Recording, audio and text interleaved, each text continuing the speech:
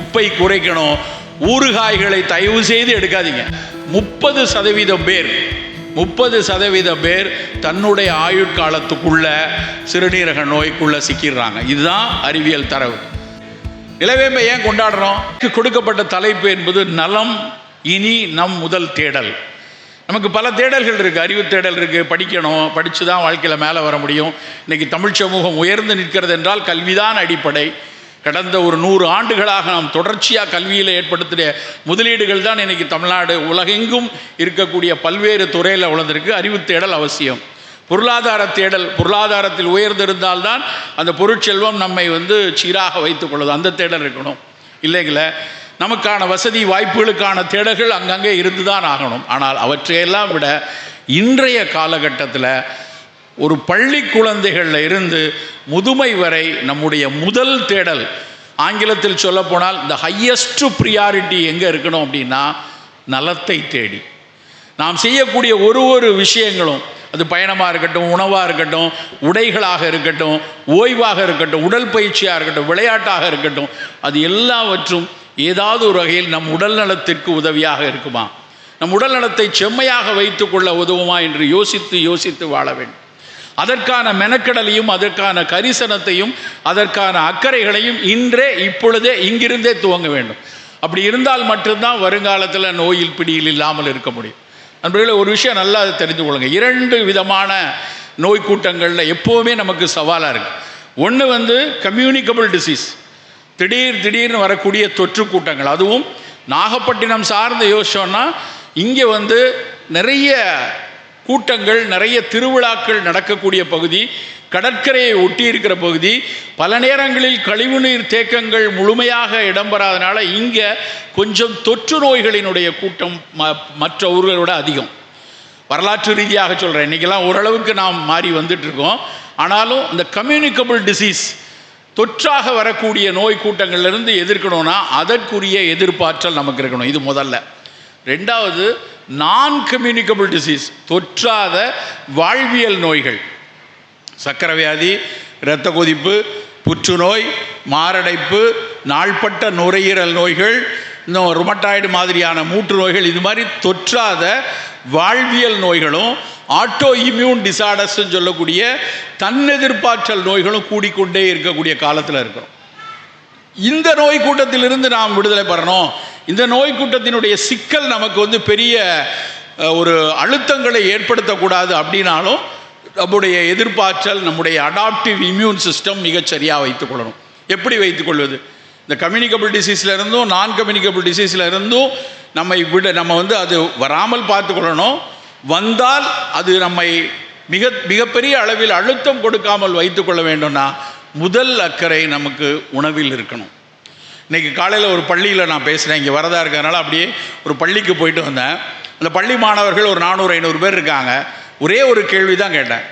இங்கே படிச்சுட்டு இருக்கிற இந்த குழந்தைகளில் உங்கள் அப்பா, உங்கள் அம்மா, உங்கள் பெரியப்பா, உங்கள் சித்தப்பா, இல்லை தாய் மாமன், இவர்களில் எத்தனை பேர் குடும்பத்தில், நீங்கள் கையை தூக்குங்க, உங்கள் குடும்பத்தில் எவ்வளோ பேருக்கு சர்க்கரை வியாதி இருக்குது? இதுதான் என் கேள்வி. 400 பேர் இருக்கக்கூடிய குழந்தைகளில் நண்பர்களே 90% குழந்தைகள் கையை தூக்குறாங்க. அத்தனை பேர் வீட்லேயும் சர்க்கரை வியாதி இருக்குது. அப்போ என்ன அர்த்தம்? 300-350 பேர் வீட்டில் சர்க்கரை வியாதி இருக்குன்னா இவர்கள் அடுத்த 10 ஆண்டுகள் கழித்து இவர்களில் 175-200 பேருக்கு உறுதியாக சர்க்கரை வரும். இதுதான் இன்றைக்கி இருக்கக்கூடிய இன்றைக்கி இருக்கக்கூடிய அறிவியல் தரவு சொல்கிறது. அதுதான் எங்கே திரும்பினாலும் சர்க்கரை வியாதி தறிகட்டு ஓடிட்டுருக்கு, மிகப்பெரிய அளவில் கூடிக்கொண்டிருக்கிறது. நாகப்பட்டினம் ஒரு கடற்கரை நகரம். எனக்கு இங்கே பேச வரோம் அப்படிங்கும் போதே டக்குன்னு மனசில் நான் வரும்போது யோசித்து கொண்டே வந்த விஷயம், ஒரு 1.5 ஆண்டுகளுக்கு முன்னாடி ஒரு மருத்துவ கருத்தரங்கு. அந்த கருத்தரங்கில் பங்களாதேஷில் இருந்து வந்த ஒரு பேராசிரியர், அவர் அங்கே உள்ள பல்கலைக்கழக பேராசிரியர், ஒரு பெரிய ஆய்வை அவர் சமர்ப்பித்தார். அது கனடாவில் நடந்த வேர்ல்டு NCD காங்கிரஸ். அதில் அவர் அந்த ஆய்வு குறிப்பை அவர் சமர்ப்பிக்கிறார். என்ன சொல்லார்னா, பங்களாதேஷில் ஒரு மிகப்பெரிய அவங்களுக்கும் கடற்கரை பகுதி இருக்குது. ஒரு கிட்டத்தட்ட அவர் சொன்னது ஒரு 600-650 கிலோமீட்டர் கடற்கரை பகுதியில் கடற்கரையை ஒட்டி வாழக்கூடிய மக்கள் பல பேருக்கு பங்களாதேஷில் சிறுநீரக தொந்தரவு கூடியிருப்பதாக அவர் ஒரு அறிக்கையை வெளியிட்டார். அவர் என்ன சொன்னார் அப்படின்னா, சுனாமிக்கு பின்னாடியும், ஒருவேளை சுனாமிக்கு பின்னாடியோ இல்லை அதுக்கு முன்னாடி இருந்தோ எங்களுடைய கடற்கரையில் கொஞ்சம் சலினிட்டி கூடியிருக்கிறதுனால, உப்புத்தன்மை மண் பகுதியில் கூடியிருக்கிறதுனால, எங்களுடைய தாவரங்கள், அருகாமை தாவரங்கள் எல்லாத்துலேயும் உப்புச்சத்து கூட இருக்கிறதுனாலையோ பங்களாதேஷின் கடற்கரையை ஒட்டி வாழக்கூடிய மக்களுக்கு சிறுநீரகத்தில் உப்பை பிரித்து எடுக்கக்கூடிய நவீன அறிவியலில் EGFR அப்படிம்பாங்க, எஸ்டிமேஷன் ஆஃப் கிளாமருலோ ஃபில்ட்ரேஷன் ரேட் அப்படின்னு பேர். நம்ம பிளட் டெஸ்ட் போட்டோம்னா யூரியா கிரியாட்டினின் பார்க்கும்போது அந்த கிரியாட்டினின் அளவையும் உங்களுடைய வயதையும் வைத்து கணக்கு போடுவாங்க. அந்த EGFR 90க்கு மேலே இருக்கணும். நல்ல உடலினர்னா 100 110 இருக்கணும். அந்த பங்களாதேஷ் கடற்கரையை ஒட்டி வாழக்கூடிய மக்களில் நிறைய மக்களுக்கு சற்று குறைகிறது. 70 80ன்னு வரக்கூடிய நபர்கள் அதிகம் இருக்கிறாங்க. அவர் என்ன பேசினார்னா, இந்த கடற்கரையை ஒட்டி இருக்கவங்களுடைய சிறுநீரகத்தில் இப்படி ஒரு சிக்கல் இருக்கிறதுனால ஒருவேளை இவர்களுக்கு சர்க்கரை வியாதியும் சேர்ந்துச்சு, அவர்களில் 30% பேர் சர்க்கரை நோயாளிகளாக இருந்தால் வெகு விரைவில் பங்களாதேஷில் சிறுநீரக நோயாளிகள் கூடிடுவாங்களோன்னு ஒரு அச்சத்தை தெரிவித்தார். இது ரொம்ப ரொம்ப முக்கியமானது நமக்கு. நான் உடனே என் மனக்கண்ணில் ஓடியது என்னென்னா, தமிழ்நாட்டில் எத்தனை 100 கிலோமீட்டர், கிட்டத்தட்ட 800 900 கிலோமீட்டர் கடற்கரை எல்லை இருக்குது. நாகப்பட்டினம், வேளாங்கண்ணி, இங்கே இருக்கக்கூடிய நம்ம அந்த OMR ECRங்கிற அந்த கடற்கரையை ஒட்டி இருக்கக்கூடிய அத்தனை நகரங்கள்லேயும் நம்முடைய மீன்பிடி கிராமங்களும் சரி, கடற்கரையை ஒட்டி வணிகம் செய்து கொண்டிருப்பவர்கள், விவசாயம் செய்து கொண்டிருப்பவர்கள், பெருவாரியான மக்கள் இங்கே இருக்கிற இடத்துல நாம் நம்முடைய சிறுநீரகத்தை பாதுகாப்பாக வைத்துக் கொள்ளணும். முதல்ல நீங்கள் சோதித்து பார்த்துக்கோங்க, உங்களுடைய கிரியாட்டினின் லெவல் நார்மலாக இருக்கா. ஒருவேளை சர்க்கரை இரத்த கொதிப்பு ஆல்ரெடி இருக்குன்னா நாளைக்கே போய் காலையில் உங்களுடைய இரத்தத்தில் கிரியாட்டினின் அப்படிங்கிற அளவு சரியாக இருக்கா. அது உடனடியாக தெரிஞ்சிடாது. கிரியாட்டினின் அளவு எப்போ உயர ஆரம்பிக்கும்னா, சர்க்கரை உங்களுடைய சிறுநீரகத்தில் 50% மேலே அது பாழ்பட்டதுக்கப்புறம் தான் கிரியாட்டினின் கூடும். அதனால் முதல்ல கிரியாட்டின் இருக்கான்னு பார்க்கணும். கிரியாட்டின்லாம் நார்மலாக தான் இருக்குது, அப்போ நான் எவ்வளோ வேணாலும் உப்பு சாப்பிட்லான்னு நினச்சிடக்கூடாது. நாம் சற்று எச்சரிக்கையாக இருக்கணும். உலகத்தில் மற்றவங்க உள்ளூரில் எத்தனை பேர் உப்பு எவ்வளோ எடுத்தாலும் பரவாயில்ல, உப்பளங்களை அதிகமாக கொடுத்து உலகிற்கே உப்பு கொடுக்கக்கூடிய நாம் உப்பை சற்று குறைவாகத்தான் எடுக்க வேண்டும் நண்பர்களே. குறைவான அளவில் தான் நாம் உப்பை பயன்படுத்தணும். தமிழ் சமூகம் வெறுகாலமாக உப்பில்லா பண்டம் குப்பையிலே அப்படின்னு சொல்லியிருக்காங்களே, அப்போ உப்பு போடாமல் எப்படி சார் இருக்குதுமாங்க. அவர் சொன்னது அந்த கருத்து இல்லை. ஒரு எலுமிச்சம்பழமோ ஒரு மாங்காயோ உப்பு போட்டு பதப்படுத்தாவிட்டால் அது கெட்டு போய்விடும். உப்பில்லை என்றால் அது பதப்படுத்தலைன்னா கெட்டு போய்டும் தான் உப்பில்லா பண்டம் குப்பையிலே. சாம்பார்லேயும் பொரியல்லையும் அவரைக்காலையும் மீன்பையும் போட்டு உப்பு அள்ளி போட்டு சாப்பிடுன்னு அவர்கள் சொல்லலை. நாம் தவறுதலாக புரிஞ்சுட்டு எல்லாத்துலேயும் உப்பு கூட சாப்பிட்றோம். குறிப்பாக தமிழ் சமூகம் தான் உலகத்திலேயே அதிக அளவில் உப்பு சாப்பிடுகிறது. ஆனால் அவ்வளோ சொரணம் இருக்க மாதிரி தெரியல, அது வேறு விஷயம். உலகத்தில் எல்லோரும் 4 கிராம் தான், WHO 4 கிராம் தான் ஒரு நாளைக்கு உப்பு சாப்பிட சொல்லுது. நம்ம எவ்வளோ சாப்பிட்றோம் தெரியுமா? நீங்கள் போய் உங்கள் வீட்டில் கணக்கு போட்டு பாருங்கள். நல்ல கணக்கு போட்டிங்கன்னா ஒரு மாதத்துக்கு 1 கிலோ உப்பு வாங்கினீங்கன்னா 4 பேர் இருக்கக்கூடிய குடும்பத்தில் ஒரே மாதத்தில் அது காலியாக போயிடுது. அப்படின்னா என்ன அர்த்தம்? ஒவ்வொரு நபரும் 8 கிராம் உப்பை சாப்பிட்றோம். WHO 4 கிராம் தான் போட சொல்லுது, ஆனால் நம்ம 8 கிராம் உப்பை போட்டு கொண்டிருக்கிறோம். ஏற்கனவே கடற்கரையின் அருகாமையில் இருக்கிறோம், உப்பு அதிகமாக இருக்கக்கூடிய நிலத்தில் இருக்கிறோம். உப்பு அதிகமாக வந்தால் அதிகம் பாதிக்கக்கூடிய மக்களாகவும் நாம் இருக்கிறோம். அது என்ன சார், அது புரியலையே. உலகத்தில் அமெரிக்கர்களை விட, ஆப்பிரிக்கர்களை விட, ஐரோப்பிய நாட்டினரும் ஆப்பிரிக்க இனத்தினை விட நம்முடைய சிறுநீரகம் சற்று சின்னது நண்பர்களே. நம்முடைய ஃபில்டர் இருக்கு இல்லையா, கிட்னியில் மில்லியன்ஸ் ஆஃப் ஃபில்டர் இருக்குது.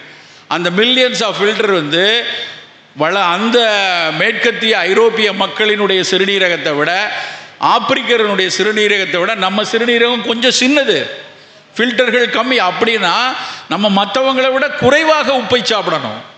ஆனால் நம்ம கூடுதலாக உப்பை சாப்பிட்டுக்கிட்டு இருக்கோம்.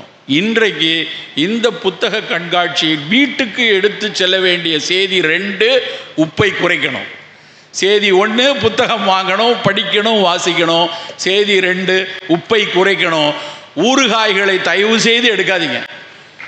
நல்லா உப்பை நிறைய கொட்டி கொட்டி போடக்கூடிய உணவுகள் நமக்கு வேண்டாம். எந்த அளவுக்கு உப்பை குறைக்கிறோமோ அந்த அளவுக்கு நம் சிறுநீரகம் பாதுகாப்பாக இருக்கும். நல்லா புரிந்து கொள்ளணும். கட்டுப்பாடு இல்லாத சர்க்கரை நோயாளிகளில், சர்க்கரை நோய் கட்டுப்பாடு இல்லை, உங்களுடைய HbA1c வந்து எப்போவுமே 8க்கு மேலே இருக்குது, 9க்கு மேலே இருக்குது அப்படின்னா அவர்களுக்கு சர்க்கரை நோய், அந்த மாதிரி கட்டுப்பாடு இல்லாத சர்க்கரை நோயாளிகளில் 30% பேர் தன்னுடைய ஆயுட்காலத்துக்குள்ள சிறுநீரக நோய்க்குள்ளே சிக்கிடுறாங்க. இதுதான் அறிவியல் தரவு. CKD அப்படின்னு சொல்லுவாங்க, கிரானிக் கிட்னி டிசீஸார். கொஞ்சம் யூரினில் புரோட்டீன் வெளியே போக ஆரம்பிக்குது, உங்களுடைய யூரினில் புரோட்டீன் 1+ வந்திருக்கு, EGFR கொஞ்சம் குறைய ஆரம்பிச்சிருச்சுன்னு உங்கள் மருத்துவர் உங்களுக்கு சொல்லுவாங்க. சொன்னதுக்கப்புறமும் நம்ம உப்பை சாப்பிட்டுட்டே வந்தோம் அப்படின்னா சிறுநீரகத்துக்கு டயாலிசிஸ் பண்ணுறதோ இல்லை என்றால் சிறுநீரக மாற்று அறுவை சிகிச்சைக்கோ போக வேண்டியிருக்கும். நண்பர்களே, உப்பை குறைத்து கொள்வோம். மிக குறைவாக உப்பு போடக்கூடிய பழக்கத்தை வச்சுக்கொள்வோம். சர்க்கரை இரத்த கொதிப்பு இருந்ததுன்னா கூடுதலாக நம்ம உப்பு போடுவதை குறைத்து கொள்வது காலத்தின் மிக மிக கட்டாயமான விஷயம். ரெண்டாவது, உப்புக்கு அடுத்து இனிப்புக்கு வரும். இனிப்பு நமக்கு வந்து இன்றைக்கி வந்து ரொம்ப ரொம்ப கவனமாக இருக்க வேண்டிய, எச்சரிக்கையாக இருக்க வேண்டிய சுவை இனிப்பு. இனிப்பு சுவையெல்லாம் கெடுதி நான் சொல்லலை, ஆனால் இனிப்பை எப்படி சாப்பிடுகிறோம். நம்ம வீட்டில் குழந்தைகள் இருக்குது, இனிப்பு வேணும். நமக்கு வந்து காலகாலமாக ஒரு களிப்பான மனதுக்கும் ஒரு குதூகலமான மனதுக்கும் இனிப்பைத்தான் பரிமாறி இருக்கிறோம். ஒரு இலக்கிய தரவு ஒன்றை படித்த ஞாபகம். விஜயநகர பேரரசில் ஒரு மதிய விருந்தில் கிட்டத்தட்ட 64 வகை இனிப்பை கொடுத்துருக்காங்களாம். அவ்வளவு இனிப்பெல்லாம் சாப்பிட்டுட்டு அன்றைக்கி நல்லா தானே இருந்திருக்கிறானுங்க அப்படின்னு ஒரு பக்கம் தோணுது. ஆனால் இன்றைக்கு நம்ம சாப்பிடக்கூடிய இனிப்புகளை எல்லாம் பார்த்தோம்னா ரொம்ப ரொம்ப ரொம்ப ரொம்ப கவலைக்குரியதாக இருக்குது.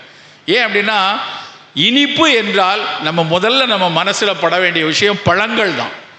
பழங்களிலிருந்து வரக்கூடிய இனிப்பையே நம்ம வந்து பிரதான இனிப்பாக வைத்துக் கொள்ளலாம். பிரித்து எடுக்கப்பட்ட இனிப்பு, அது வெள்ளை சர்க்கரையாக இருந்தாலும் நாட்டு சர்க்கரையாக இருந்தாலும் நமக்கு அதிகம் வேண்டாம். வெள்ளை சர்க்கரை வேண்டவே வேண்டாம். நாட்டு சர்க்கரையோ கருப்பட்டியோ தேனோ ஒரு விழா காலங்களில் குறைவாக பயன்படுத்தி கொள்ளலாம். அது ஒருவேளை சர்க்கரை வியாதி இல்லாதவர்களுக்கு தேனோ கருப்பட்டியோ சிக்கல் இல்லை.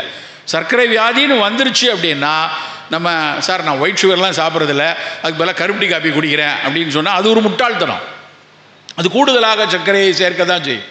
ஸோ இனிப்பில் ரொம்ப ரொம்ப ரொம்ப அக்கறையாக இருக்கணும். நம்ம விளம்பரங்களை எடுத்தால் ஸ்வீட் எடு கொண்டாடு அப்படிங்கிறான். உண்மையிலே ஸ்வீட் எடு திண்டாடுன்னு போடணும். இன்றைக்கி வரக்கூடிய பல வியாதிகளுக்கு மிக அடிப்படையான காரணம் இனிப்பு தான். இனிப்புனா நீங்கள் நினைக்கிற மாதிரி வெறும் சர்க்கரை வியாதிக்கு மட்டும் இல்லை, உடல் எடை கூடுறதுலேருந்து, இதய நோய்கள்லேருந்து, தசை நோய்கள்லேருந்து, இரத்த நாளங்களில் உள்ள பிரச்சனைகள்லேருந்து, எதிர்ப்பாற்றல் குறைவாக வரக்கூடிய நோய்கள் அத்தனையிலும் இனிப்பு தான் காரணமாக இருக்குது. ஸோ இனிப்பு மீது மனதில் வந்து ஒரு 40 வயது தாண்டியாச்சுன்னா வேணாயா, இனிப்பாக சாப்பிடணும்னு தோணா ஒரு ஆப்பிளை சாப்பிட்டுக்கோங்க, ஒரு வாழைப்பழத்தை சாப்பிட்டுக்கோங்க, ஒரு கொய்யாவை சாப்பிட்டுக்கொள்ளும்.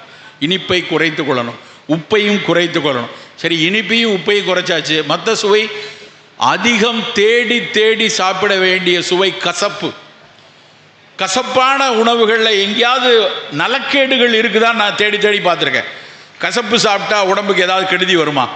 இனிப்பு சாப்பிட்டா நிறைய தெரியுது, உப்பு சாப்பிட்டா தெரியுது. கசப்பான உணவுகள், கசப்பான பாவக்காய், கசப்பான கோவக்காய், கசப்பான வெந்தயம், கசப்பான சுண்டக்காய், இதில் ஏதாவது கெடுதல் உள்ள உணவு இருக்கான்னு பார்த்தா எதுவும் கிடையாது.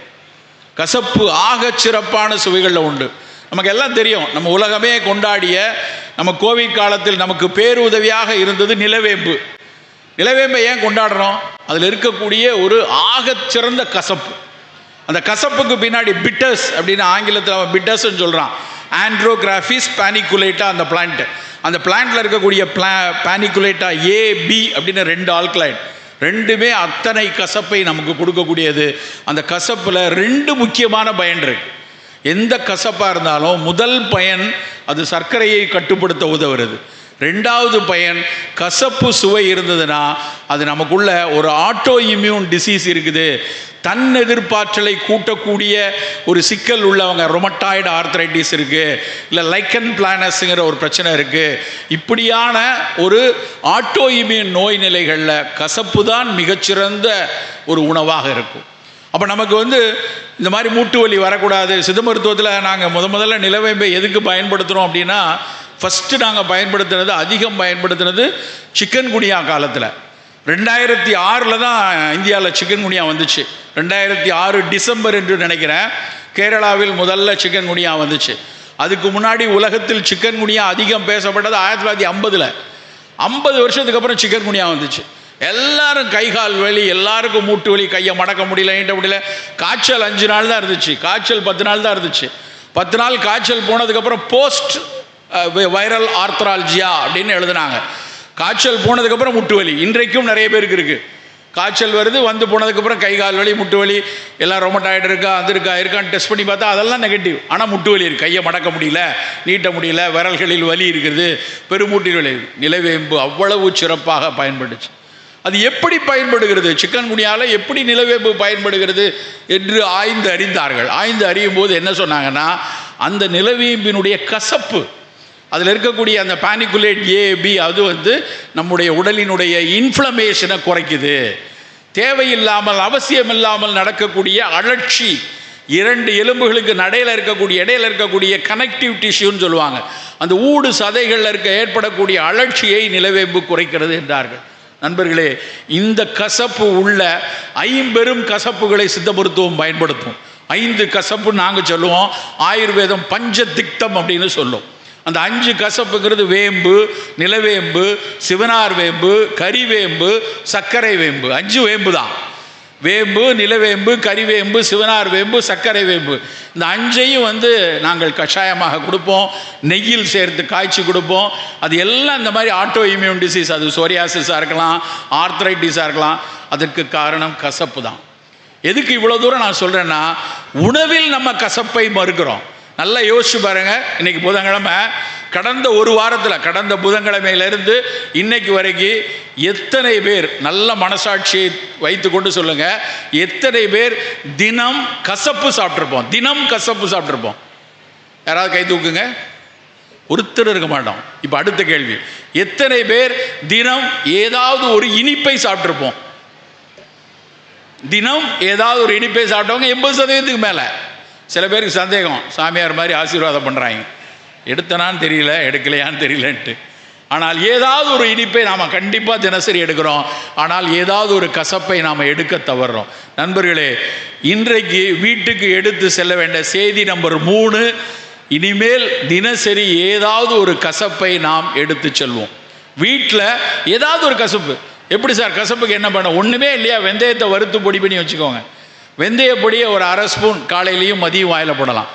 வெந்தயத்தினுடைய பயனை நினச்சிங்கன்னா நினச்சி பார்க்க முடியாத நல்ல பலன்கள் வெந்தயத்தில் இருக்குது. ஃபெனுக்ரீக், அது ஒன்றும் சித்த மருத்துவத்தில் ஆதியில் சித்தர்கள் சொல்லி வந்ததில்லை. இடைக்காலத்தில் நம்ம வெளியில் அலெக்சாண்டர்லேருந்து வந்ததாக சொல்கிறார்கள், கிரீக்கத்திலேருந்து கொண்டு வந்ததாக சொல்கிறாங்க. ஆனால் வெந்தயம் மட்டும்தான் சாலிபிள் ஃபைபர், இன்சாலிபிள் ஃபைபர், அதாவது கரையக்கூடிய நார், கரையாத நார்கள் ரெண்டும் உள்ளது வெந்தயம் மட்டும்தான். கரையக்கூடிய நார் என்ன பண்ணுன்னா இதயத்தில் இருக்கக்கூடிய கொழுப்பை கரைக்கும். கரையாத நார் வந்து மலத்தை தள்ளிவிடும், குடல்ல இருந்து மலத்தை தள்ளி விடுறதுக்கு. ரெண்டும் இன்னைக்கு ரொம்ப ரொம்ப அவசியம் 40 வயசுக்கு மேலே. அப்போ 40 வயதுக்கு மேற்பட்டவர்கள் ஏன் தினம் வெந்தயத்தை ஒரு காலையில் 1/2 ஸ்பூன், மத்தியானம் 1/2 ஸ்பூன் எடுக்கக்கூடாது? கசப்பான ஒரு மிகச்சிறந்த ஒரு விதைப்பகுதி வந்து வெந்தயம். ஸோ வெந்தயத்தை எடுத்துக்கொள்ளலாம். சுண்டைக்காய் வந்து உடல் சார்ந்த பல நோய்களுக்கு முதல் மருந்து. இரிட்டபிள் பவல் சிண்ட்ரோம்னு சொல்லுவாங்க. சாப்பிட்டோடனே மோஷன் போகிற ஒரு பழக்கம் இருக்கும். அதெல்லாம் காபி குடித்தா ஒரு தடவை கக்கூஸ் போயிட்டு வரணும், காலை சாப்பாடு சாப்பிட்டா நான் போய் டாய்லெட் போயிட்டு வரணும், எங்கேயாவது வெளியே கிளம்புனா எதுக்கு இருங்க ஒரு நிமிஷம் டாய்லெட் போயிட்டு வரேன், அப்படி சில பேர் இருப்பாங்க. அந்த இரிட்டபிள் பவல் சிண்ட்ரோமுக்கு சுண்டைக்காய் வத்தல் அவ்வளவு நல்லது. நம்ம சாதத்தில் கொஞ்சம் சுண்டைக்காய் பொடியை போட்டு சாப்பிடலாம். நாம் சில அக்கறைகளை, கரிசனங்களை வீட்டிலிருந்தே ஆரம்பிக்க வேண்டும் நண்பர்களே. நான் அன்றைக்கி ஒரு நண்பர் வீட்டில் சாப்பிட போனப்போ அவர் வந்து வேப்பலை பொடின்னு ஒன்று போட்டார். ஒரு 7-8 வருஷம் இருக்கும். வேப்பலை கட்டின்னு கொடுத்தாரு. நான் வந்து அவ்வளோ அந்த வேப்பலை நல்லாயிருக்கும், நீங்கள் சாப்பிட்டு பாருங்கள் அப்படின்னு சாதத்தில் போட்டு சாப்பிட்டா ரொம்ப சுவையாக இருந்தது. நான் அந்த பரிமாறினவங்க நான் நினச்சிக்கிட்டேன் வேப்பலை கட்டினா வேப்பலை எல்லாம் போட்டு செஞ்சுருப்பாங்க போல் அப்படின்னு. அந்த அம்மா, அந்த வீட்டில் இருந்த வயசான அம்மா சொன்னாங்க, தம்பி அது வேப்பலை கட்டினா வேப்பலை கிடையாது, கருவேப்பிலை. அப்புறம் நாங்கள் நாரத்தை இலை போடுறோம், எலுமிச்சை இலை போடுறோம், அதில் கொஞ்சம் வெல்லமும் இருக்குன்னு. அவ்வளவு சுவையானது. நம்ப மாட்டீங்க, கடந்த 4-5 ஆண்டுகளாக தினசரி ஒரு 1/2 ஸ்பூன் நான் அந்த வேப்பிலை கட்டி போட்டு தான் சாப்பிட்றேன். சாதத்தில் அது போட்டு சாப்பிட்றேன். ஏன்னா கசப்பு தின சமயத்தில் கிடைக்காம போயிடலாம். ஒருவேளை பாவக்காய் வீட்டில் செய்யலை, ஒருவேளை கோவக்காய் இல்லைன்னா அந்த வேப்பிலை கட்டி போட்டுப்போம். அன்னப்பொடி என்று ஒரு பொடி செய்வாங்க வீட்டில், நாமளே செஞ்சு வச்சுக்கலாம். இதெல்லாம் வந்து உடனே இதுக்கு அன்னப்பொடி செய்கிறதுக்கு உடனே போய் ஏதாவது நியூட்ரிஷன் கோர்ஸ்லாம் படிக்க வேண்டாம். நீங்களே தேடி பார்த்தீங்கன்னா அந்த அன்னப்பொடி செய்கிறது வீட்டில் சித்த மருத்துவம் அதை அஷ்டச்சூரணம்னு சொல்லும். 8 சரக்கு உள்ளது. அன்னப்பொடி, சுக்கு, மிளகு, திப்பிலி, ஏலக்காய், சீரகம், பெருஞ்சீரகம், இது மாதிரி 8 சரக்கு, கருவேப்பிலை, இந்துப்பு, அவ்வளோதான். அதை பொடி செய்து அதை சாதத்தில் போட்டு சாப்பிடுவாங்க. சீரணத்தை செம்மைப்படுத்துவது. ஏன்னா இன்னைக்கு ரொம்ப ரொம்ப முக்கியம். பல நோய்கள் ஆரம்பிக்கிறது வயிற்றில் இருந்து தான். உன் வயிறு சரியாக இருந்ததுன்னா, உன்னுடைய சீரணம் சரியாக இருந்ததுன்னா, உன்னுடைய மலம் வெளித்தள்ளப்பட்டு வாயு தங்காமல் இருந்தால் பல வியாதியை நாம் வெற்றி கொள்ளலாம். வயிறு சரியாக இருந்ததுன்னா இன்னொரு முக்கியமான விஷயம் என்ன தெரியுமா? வயிற்றில் நமக்காக உழைத்து கொண்டிருக்கக்கூடிய நுண்ணுயிரிகள் சந்தோஷமாக இருக்குன்னு அர்த்தம். நல்லா புரிந்து கொள்ள வேண்டியது என்னென்னா, நமக்காக நமக்கு முகம் தெரியாத பல மக்கள் உழைத்து கொண்டே இருக்கிறார்கள் நண்பர்களே. நாம் அவர்களை எல்லாம் மறக்கிறது தான் அறமற்ற செயலினுடைய அஸ்திவாரம். இப்போ நம்ம இங்கே உட்கார்ந்துருக்கோம் அப்படின்னா, இங்கே நம்ம எல்லாரும் உட்கார்ந்ததுக்கோ நான் வந்ததுக்கோ நமக்கு தெரிந்தவர்கள் மட்டுமா காரணம்? எத்தனை பேருடைய உழைப்பு நம்ம இங்கே கொண்டு உட்கார வச்சிருக்கு. அதே மாதிரி தான் இன்னைக்கு மத்தியானம் நீங்கள் சாப்பிட்ட ஒரு கத்திரிக்காயின் சுவைக்கு, கத்திரிக்காய்க்கு நேரடியாக தெரிஞ்ச அந்த விவசாயியோ இல்லை என்றால் அதை வணிகம் செய்த ஒரு வணிகரோ மட்டும் காரணம் இல்லை. இந்த மண்ணுக்கு கீழே இருக்கக்கூடிய முகம் தெரியாத பல பாக்டீரியாக்களும் மண்புழுக்களும் சேர்ந்து தான் கத்திரிக்காயின் சுவையை நமக்கு கொண்டு கொடுத்துருக்கு. அப்போ அந்த மண்புழுவையும் அந்த நுண்ணுயிரியை நம்ம எவ்வளோ பாதுகாப்பாக வச்சுக்கணும். அதனால்தான் நம்மாழ்வார் போன்றவர்கள் திரும்ப திரும்ப அந்த மண்ணுக்கு கீழே நமக்காக தினம் தினம் வேலை செய்து கொண்டிருக்கக்கூடிய உயிரிகளை பாதுகாப்பாக வைத்துக் கொள்ளுங்கள் சொல்கிறாங்க. அதே மாதிரி மண்ணுக்கு கீழே பெயர் தெரியாத நுண்ணுயிரிகள் நமக்காக உழைத்து கொண்டிருக்க மாதிரி வயிற்றுக்குள்ளே நமக்காக கோடானு கோடி பாக்டீரியாக்களும் வைரஸ்களும் நமக்காக உழைத்து கொண்டே இருக்கின்றன. அந்த உழைத்து கொண்டே இருக்கக்கூடிய பாக்டீரியாவும் வைரஸும் நல்லா இருக்கணும்னு நினச்சி நம்ம சாப்பாடு இருக்கணும். இன்றைக்கு GBA என்கிற ஆங்கில சொல்லை மருத்துவ உலகம் அதிகம் உச்சரித்து கொண்டிருக்கிறது. Cut brain access. குடலில் பாக்டீரியாவும் வைரஸும் நல்லா இருந்தால் தான் உன் மூளை மிகச்சரியாக வேலை செய்யும். உனக்கு எதிர்பார்த்தல் எவ்வளோ வேணும், உன்னுடைய மெட்டபாலிசம் எப்படி நடக்கணும், உன் சிந்தனை எப்படி இருக்கணும், உன்னுடைய உரை எப்படி இருக்கணும், உன்னுடைய உரையாடல் எப்படி இருக்கணும், அத்தனையும் சொல்வதற்கு உன்னுடைய குடல் நலமாக இருக்கணும் நண்பர்களே. அந்த குடல் நலமாக இருப்பதற்கு நம் மெனக்கெடல் நல்லா இருக்கணும். நம் மெனக்கெடல் நல்லா இருந்தால் தான் குடல் நலமாக இருக்கும். அதற்கு ரொம்ப சிறப்பான, ஆக சிறப்பான எளிய ஒரு உணவு மோர். அந்த மோர் அருந்தக்கூடிய பழக்கம், அந்த மோர் அந்த மோரில் இருக்கக்கூடிய லாக்டோபாசிலஸில் இன்றைக்கு மில்லியன்ஸ் ஆஃப் டாலரை கொட்டி கொண்டிருக்கிறார்கள் நவீன அறிவியலாளர்கள். எப்படி அந்த லாக்டோபாசிலஸ் வேலை செய்து சொல்லி வைத்துக் கொள்ளுங்கள். அந்த லாக்டோபாசிலஸ் பேஸ்டாக வரக்கூடிய மருந்துகளை தேடி பார்த்தீங்கன்னா ஆச்சரியத்தின் உச்சம் வருகிறது. அவன் அதில் எப்படி ஜெனட்டிக்கல் மாடிஃபை பண்ணலாம், அதை எப்படி அந்த லாக்டோபாசிலஸை கேப்சூலை வச்சு எவ்வளோ தூரம் சந்தைப்படுத்தலாம், ப்ரோபயாட்டிக்ஸ்னு ஒரு பெரிய சந்தைக்கு உண்டாகிட்டே இருக்குது. ஆனால் நம்ம ரொம்ப சாதாரணமாக காலையில் நீர் ஆகாரம் சாப்பிட்டோம். முந்தின நாள் சாதத்தில் தண்ணியை ஊற்றி வச்சு கையை பசைஞ்சு கொஞ்சம் மோரை விட்டு காலையில் குடித்து கொள்வது நம்முடைய மரபு பழக்கமாக இருந்தது. அந்த பழக்கத்தை இன்றைக்கு அறிவியல் கண்களால் உற்று பார்க்கும்போது அதில் அவ்வளவு லாக்டோபாசிலஸ் குடலுக்கு நல்லது செய்யக்கூடியதாக இருக்குது. நண்பர்களே, வயிறை சரியாக வைத்துக் கொள்வதற்கான மெனக்கடல்களை தினம் தினம் வீட்டில் ஆரம்பிங்க. ஒரு ஐங்காய பொடி, ஒரு அன்னப்பொடி, ஒரு வேப்பிலை கட்டி, ஒரு சுக்குமல்லி காஃபி, ஒரு சீரக தண்ணீர், ஒரு திரிகடுகம் காஃபி, இது மாதிரியான விஷயத்தை வீட்டில் நம்ம செய்யணும். இதெல்லாம் எங்கே சார் கிடைக்கும்? அமேசானில் ஆர்டர் போட்டால் வருமா? வந்தாலும் வரும் தெரியல. எல்லாம் அமேசான் எல்லாத்தையும் விற்கிறான். இதெல்லாம் செய்யணும் ரொம்ப கஷ்டமே. எப்படி ஒன்னொன்னையும் தேடி அலையிறது? ஆகஸ்ட் 14 கூலி படத்துக்கு எப்படி அலைஞ்சு திரிஞ்சு டிக்கெட் வாங்க போகிறோம்? போய் அதுக்கு அடித்து பிடிச்சி காசை கொடுத்து போய் திரைப்படத்துக்கு போய் நிற்கிறோம் இல்லையா? அதற்கு செய்யக்கூடிய அக்கறை நம்முடைய பக்கத்தில் இருக்கக்கூடிய விவசாயிகிட்ட கொஞ்சம் கரிசலாங்கண்ணியும் கொஞ்சம் சீரகப்பொடியும் கொஞ்சம் சுக்குமல்லி காப்பியும் நம்மால் ஏன் வாங்க முடியல? பல பேர் என்ன பேசுவாங்க, சார் நீங்கள்லாம் நிறைய பேசிட்டே போகிறீங்க, இந்த ஆர்கானிக் உணவுகள், கருப்பு கவுனி, மாப்பிளச்சம்பெல்லாம் விலை ஏறிடுச்சு. என்னையா ஏறிடுச்சு? தங்கம் ஏறுற மாதிரி ஏறிச்சா? 10 ரூபா 50 ரூபா விலை கூடி இருக்கிறது. 50 ரூபா விலையை அந்த ஏழை விவசாயிக்கு கொடுப்பதற்கு நமக்கு எதுக்கு தயக்கம்? நம்ம கொடுக்கலாமே. 100 ரூபா கூட கொடுத்து வாங்கி நம்ம ஒரு மாதத்திற்கு எத்தனை கிலோ அரிசி வாங்கிட போகிறோம்? 200 கிலோ அரிசி வாங்க போகிறோம். 5 கிலோ 3 கிலோ அரிசி வாங்கும்போது 50 ரூபாய் கூட கொடுத்து அந்த அரிசியை, மிகச்சிறப்பான அரிசியை நம்ம பயன்படுத்துறதுல என்ன தவறு? கொஞ்சம் அக்கறை வேணும். நமக்கு சில மெனக்கடல்கள் வேணும். ஏன்னா நமக்கு முன்னாடி நிற்கக்கூடிய நோய் கூட்டங்களை பார்க்கும்போது, நோய் கூட்டத்துக்கு உள்ளே போயிட்டோன்னு வச்சுக்கோங்க, அதுக்கப்புறம் அதற்கான செலவினங்கள் ஏன்னா எல்லாத்தையும் அரசாங்கம் பார்த்துக்குதா? இங்கிலாந்தில் ஒரு நோய் வந்ததுன்னா ஒரு கடைநிலை ஊழியன்லேருந்து பிரதம மந்திரி வரைக்கும் ஒரே தரமான மருந்தை அங்கே கொடுக்குறாங்க. NHS எல்லாருக்கும் ஃப்ரீ மெடிசின். நம்ம ஊரில் அப்படி இல்லை. எல்லாம் out of the pocket expense தான். கையிலிருந்து ஒரு மருந்துகளை வாங்கும்போது எனக்கு ஒரு விஷயத்தை அன்றைக்கி ரொம்ப மனசுக்கு ரொம்ப தைத்த விஷயம். ஒரு போலீஸ்காரர், அவர் வந்து ஒரு ஹெட் கான்ஸ்டபிளாவோ ஏதோ இருந்து ரிட்டையர்டாக இருக்கார். அவருக்கு வந்து உணவு குழலினுடைய கடைசி பகுதியிலையும் இறப்பையினுடைய மேல் பகுதியில் ஒரு புற்றுக்கட்டி, நெஞ்ச கறிக்குது, எது கழிக்குது, ரொம்ப நாளாக நேரம் தப்பி சாப்பிட்றது, கடுமையான வேலை சுமை, வீட்டில் பல்வேறு அழுத்தங்கள். அவருக்கு வந்து ஒரு சின்ன புற்று, ரிட்டையர்டாகி 1.5 வருஷம் தான் இருக்குது. 2 பிள்ளைங்க இருக்காங்க, ஒரு பொண்ணு கல்யாணம் பண்ணணும்னு எல்லாம் இருக்குது. இந்த வயிற்றில் இந்த கட்டிக்கு வந்து நான் வந்து பார்த்து கண்டுபிடிச்சிட்டேன். ஒரு மருத்துவரை அனுப்பி கேட்குறேன். அவர் சொல்கிறாரு, சார் ஆரம்ப கட்டம் தான், கொஞ்சம் கீமோ சிகிச்சை கொடுத்து அதுக்கப்புறம் வேணும்னா அது அறுவை சிகிச்சை பண்ணிடலாம் அப்படிங்கிறோம். அப்போ அந்த மருத்துவர் சொல்கிறாரு, ஒரு கீமோவுக்கு வந்து இவ்வளோ 40,000 35,000 ஆகும், ஒரு 6 கீமோ எடுக்கணும்னு இவ்வளோ பணம் செலவாகும்னு சொல்கிறாங்க. அந்த காவலர், ஓய்வு பெற்ற காவலர் என்ன சொல்கிறார், இதெல்லாம் வேணாங்க, போதுங்க, இது ஒரு 4-5 லட்சம் இப்போ சொல்கிறாரு, அதுக்கப்புறம் இன்னும் ஒரு 3-4 லட்சம் ஆகும், நான் இருந்தால் இன்னொரு 3-4 வருஷம் இருப்பேனா, போய் சேரங்க, என் பிள்ளைகளுக்கெல்லாம் நிறையா வேலைகள் இருக்குது, இங்கே இருக்குது, கடனை வாங்கிலாம் பண்ண முடியாது அப்படின்னு அவர் முடிவெடுக்கிறார். கடுமையான வாக்குவாதம் எனக்கும் அவருக்கும். இல்லைங்க, இதுக்கெல்லாம் அரசாங்கத்திலேருந்து இவ்வளோ உதவி இருக்குது, அதை எடுத்துக்கலாம், அது போக மீதி இருக்கிறதுக்கு ஏதாவது பண்ணிக்கலாம் அப்படின்னா, அவர் தன்னுடைய ஏழ்மையையும் தன்னுடைய செலவு செய்ய முடியாத ஒரு கடினத்திலையும் மரணத்தை ஏற்றுக்கொள்ளக்கூடிய மனநிலைக்கு வரார். அதே நேரத்தில் அடுத்த வாரத்தில் ஒரு பேஷண்ட் வராங்க. அவங்க பூனாவில் இருந்து சென்னையில் இருக்கக்கூடிய ஒரு பிரபல மருத்துவமனைக்கு ஏர்லிஃப்ட் பண்ணி வருது அந்த அம்மா. ஒரு கீமோவுடைய விலை வந்து 17 லட்சம். 12 மாதங்கள் கொடுக்க போகிறாங்க. 17 லட்சம் ரூபா கொடுக்கறதுக்கு தனி விமானத்தில் வந்து சிகிச்சை எடுக்கக்கூடிய ஒரு மக்களும் தன்னுடைய ஓய்வூதியத்தால் தன்னுடைய இரைப்பை நோயை பார்த்து கொள்ள முடியாத ஒரு சமச்சீரற்ற நிலையில் தான் இந்தியா இன்றைக்கும் இருக்கிறது நண்பர்களே. அப்படி இருக்கிற சூழல்ல அவராவது ஓய்வூதியம் பெறக்கூடிய நபர், அதையும் தாண்டி விளிம்பு நிலையில் இருக்கக்கூடிய நமக்கு ஏதாவது ஒரு நோய் வந்ததுன்னா எவ்வளவு சிக்கல்களுக்குள்ளே போய் நம்ம நிற்போம் நினச்சி பாருங்க. ஒரு பெண்மணி வந்து ஒரு ஸ்கூல் டீச்சர், அவங்களும் ரிட்டையர்டு. அவங்க பொண்ணு கூட்டு வராங்க. அந்த பொண்ணு கூட்டு வந்து அந்த அம்மாவை கூட்டு வந்துட்டு வந்திருக்காங்க. கையில் பெரிய ஃபைலு. அந்த ஃபைலை திறந்து பார்த்தா புற்றுநோய் வந்து சற்று பரவி இருக்குது, மார்பக புற்றுநோய்.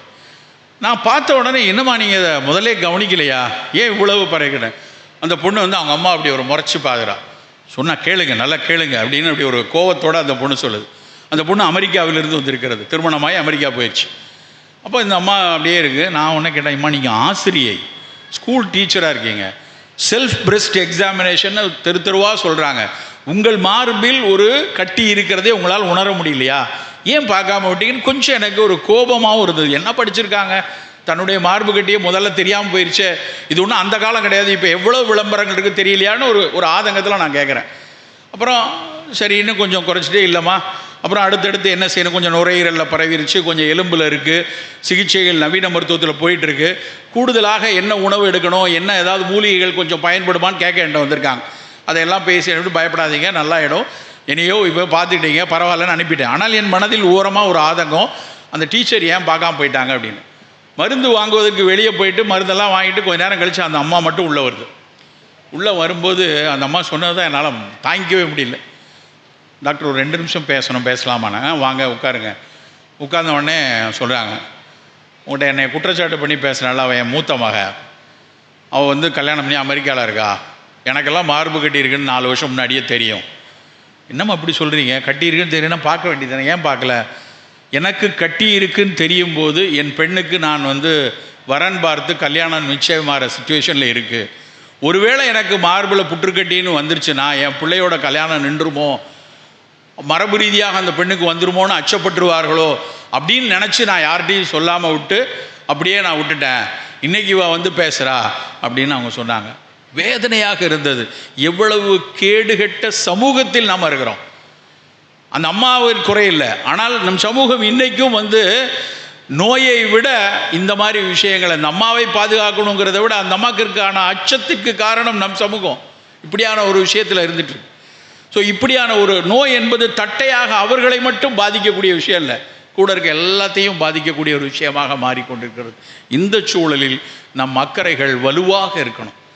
மிகப்பெரிய அக்கறைகளோடு இருக்கணும். ஒவ்வொரு வேளை உணவும், அது காலை உணவோ மதிய உணவோ இரவு உணவோ ரொம்ப ரொம்ப அக்கறையாக இருந்து எடுக்கக்கூடிய விஷயமாக எடுத்துக்கொள்ளணும். நான் முதலில் சொன்னபடி இனிப்பையும் உப்பையும் குறைத்து கொள்வோம். கசப்பையும் துவர்ப்பு ரொம்ப முக்கியம். வாழைப்பூ, வாழைத்தண்டு, நெல்லிக்காய் எல்லாமே துவர்ப்பு தான். அந்த கசப்பும் துவர்ப்பும் அதிகமாக இருக்கணும். புளியும் காரமும் மிதமாக இருக்கணும். மொத்தத்தில் 6 சுவைகளில் இனிப்பு உப்பை குறைத்து கசப்பு துவர்ப்பை கூட்டி புளிப்பு காரத்தை மிதமாக வைத்துக்கொள்வோம். தினசரி பழங்கள் மிக அதிகமாக இருக்கணும். ஏதாவது ஒரு பழம், நம்ம ஊர் பழங்கள். உடனே போய் நியூசிலாந்துலேருந்து கிவி வரணும், அப்படியே மடகாஸ்கர்லேருந்து ஆப்பிள் வரணும்னு அவசியப்பட வேண்டாம். நம்ம ஊர் பழங்கள் போதுமானது. நம்ம ஊர் கீரைகள், நம்ம ஊரில் கிடைக்கக்கூடிய நிறைய மணமூட்டிகள், ஸ்பைசஸ், இஞ்சி, பூண்டு, புதினா, சீரகம், ஒவ்வொன்றுக்கு பின்னாடியும் ஏதாவது ஒரு மருத்துவ குணம் உண்டு. அதை ஒரு தேநீராகவோ உணவில் குருமாவாகவோ ஏதாவது ஒரு வகையில் எடுத்துக்கொள்ளணும். நம்ம உள்ளூரில் கிடைக்கக்கூடிய மீன்கள், புரதம் மிக மிக அவசியம். நம்ம ஊரில் புரதச்சத்து மிக குறைவாக இருக்கிறது. இன்றைக்கி காலையில் கூட நான் அந்த வெண்ணாற்று கரையில் நடந்துட்டு இருந்தேன். அங்கே இருக்கக்கூடிய அந்த அணைக்கட்டு பக்கத்தில் ஒரு மீனவர் மீன் பிடித்து கொண்டிருந்தார். குட்டி குட்டி மீன்கள் துள்ளி துள்ளி ஓடுவதை கூடையில் பிடித்து கொண்டிருக்க காட்சியை நான் பார்த்துட்டு இருந்தேன். என்ன சார் அது மீன், என்ன மீன் கேட்டால் அது சாறுமுட்டி அப்படின்னு சொன்னார்.